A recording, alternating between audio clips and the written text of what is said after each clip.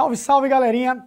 Tudo legal com vocês? Eu sou o professor César Staudinger de Física e nessa videoaula a gente vai explicar para você que nós enxergamos com o cérebro. Peraí, prof. Não tem algo errado aí, não? Enxergar com o cérebro? Com o cérebro, prof, a gente pensa, mas a gente enxerga com o cérebro, a gente enxerga com o olho, prof. Calma. Presta atenção. Biologicamente, primeiro, é interessante você saber que o nosso globo ocular é uma protuberância do cérebro. Já saiba disso daí.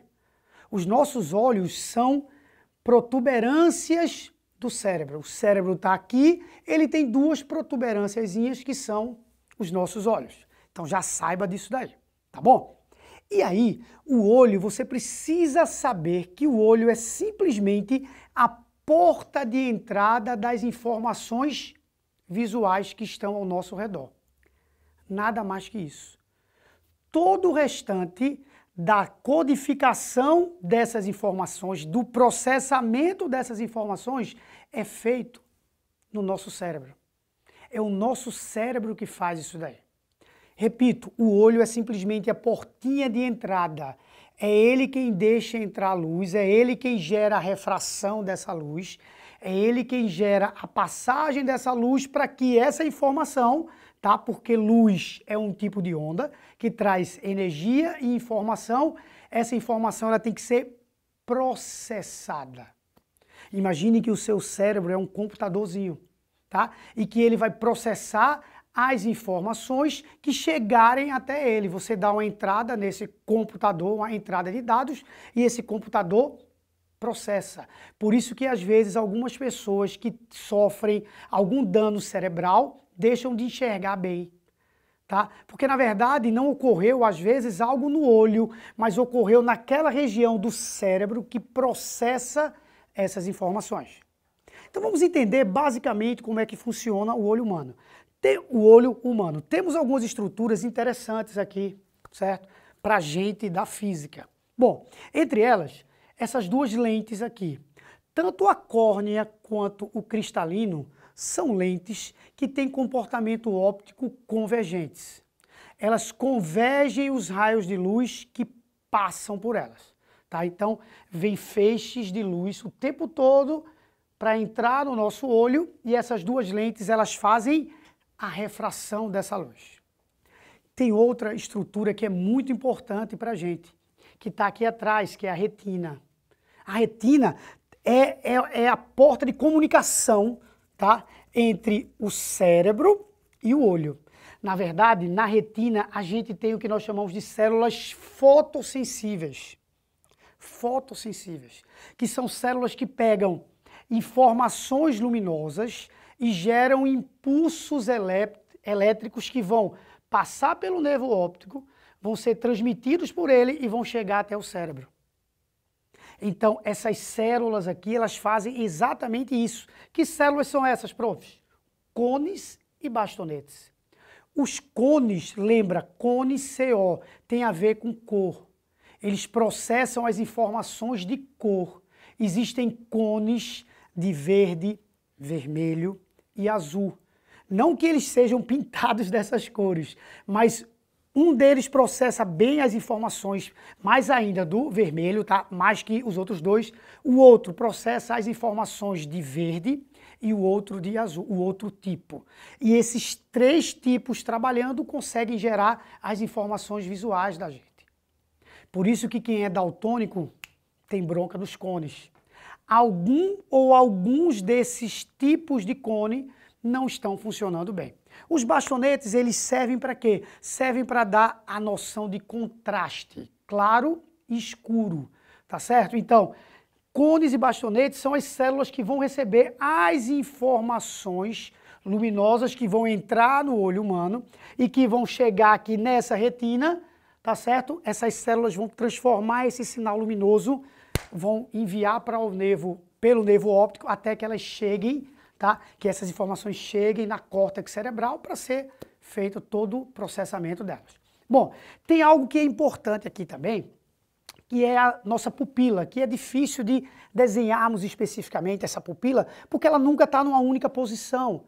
Ela é uma janelinha que abre e fecha, abre e fecha, abre e fecha, abre e fecha.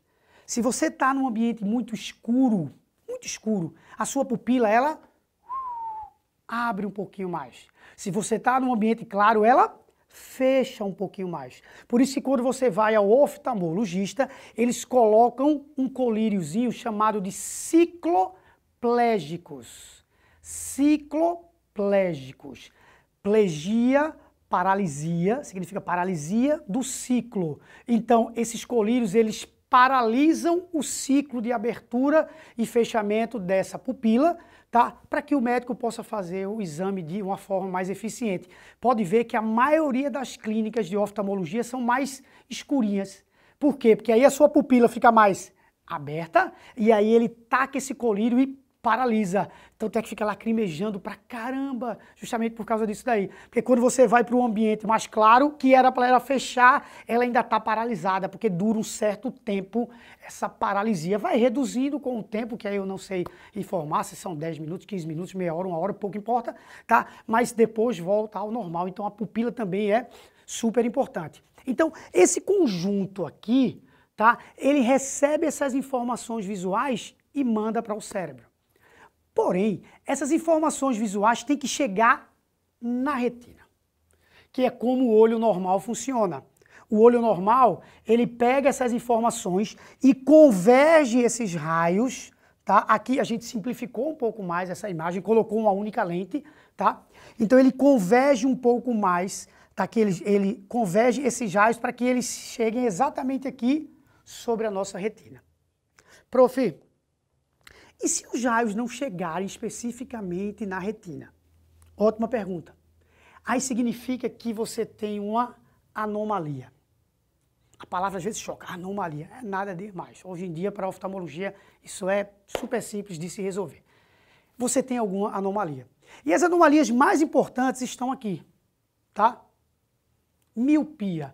O que é a anomalia chamada de miopia? O indivíduo míope tem a córnea e o cristalino trabalhando de uma forma mais pesada, mais eficiente, entre aspas, para a convergência do que o olho normal. Percebe que os raios estão convergindo bem mais, eles vêm aqui, eles convergem para cá. Ó. Era para eles convergirem aqui, eles convergem bem antes. Então, o olho de um míope tem um excesso de convergência. Por isso que para corrigir a miopia, tu usa uma lente divergente. Porque se você tem um excesso de convergência, você tem que tentar reduzir esse excesso de convergência. Então você coloca antes do olho de um míope uma lente divergente, porque aí ela diverge um pouquinho. Quando essa luz entrar no olho, que o olho tacar essa convergência, ela já vai ter divergido antes. Então ela vem assim, ó, vem, bate nessa lente, espalha um pouquinho, entra no olho e aí converge. Quando converge, bate certinho aqui. Por isso que o míope usa lente divergente. Nesses dois casos aqui embaixo, que parecem ser casos idênticos, você olha e faz, prof, não estou vendo diferença alguma entre hipermetropia e presbiopia. Realmente, no processo de formação da imagem, não tem. Preste atenção, os raios estão vindo e não estão conseguindo convergir legal. Ó. Eles estão chegando separados aqui nessa retina. Aqui também. Mas são causas diferentes. Nas duas situações, falta convergência nesse olho. Você tem que colocar para corrigir essa anomalia uma lente convergente associada ao olho. Mas são causas diferentes. O que causa a hipermetropia é, por exemplo, são defeitos no cristalino, na espessura dele, na curvatura dele, se ele é mais gordinho, se ele é menos gordinho, algo mais estrutural. Às vezes até o próprio tamanho do olho, tá, causa hipermetropia, tá? Mas o que causa presbiopia não é isso. A presbiopia, ela é conhecida no meio como vista cansada. A vista cansada significa o uso de alguma estrutura do olho que era responsável por isso daqui. E essa estrutura são os músculos ciliares. A gente tem 8 músculos ao redor do nosso globo ocular que ficam modelando certo? Esse nosso cristalino, modelam esse cristalino, para que ele consiga convergir esses raios. Então, quando você está com a vista cansada, significa que, de alguma maneira, esses seus músculos perderam essa capacidade. Existem dados, tá, que mostram que, com a idade, com o avanço da idade, todo mundo vai acabar tendo um pouquinho dessa presbiopia, porque é algo meio que natural. Alguns especialistas dizem que as novas gerações, que essas gerações agora vão adquirir antes, mas nesse instante pouco importa pra gente. O que importa é que esse cansaço muscular vai fazer com que o cristalino não consiga mais mudar a sua curvatura para enxergar objetos. E aí, você consegue perceber que um presbíope está virando o presbíope quando ele começa a não enxergar mais os objetos que estão próximos. Ele vai esticando, esticando, esticando, esticando, chega uma hora que ele tem que usar óculos realmente. Por quê? Porque a capacidade de modelar esse cristalino, os músculos não têm mais. Tá bom? Então, esses são os principais defeitos, as principais anomalias. Mas a gente ainda tem, por exemplo, o astigmatismo. Tá? Mas não é algo que seja muito interessante nesse contexto que nós preparamos aqui para vocês, tá bom? Então vamos revisar aqui direitinho. A gente falou que a gente não enxerga com o olho, a gente enxerga com o cérebro. É o cérebro que processa todas essas informações, que entram através do olho. Porém, as informações têm que chegar no ponto certo, na região certa, que é a retina. Se chegar, ok. Se não chegar, a gente tem alguma anomalia que tem causas diferenciadas, cada uma delas, tá bom? Aproveita, tira uma foto aqui do nosso quadro. A gente se vê na próxima videoaula. Aquele abraço.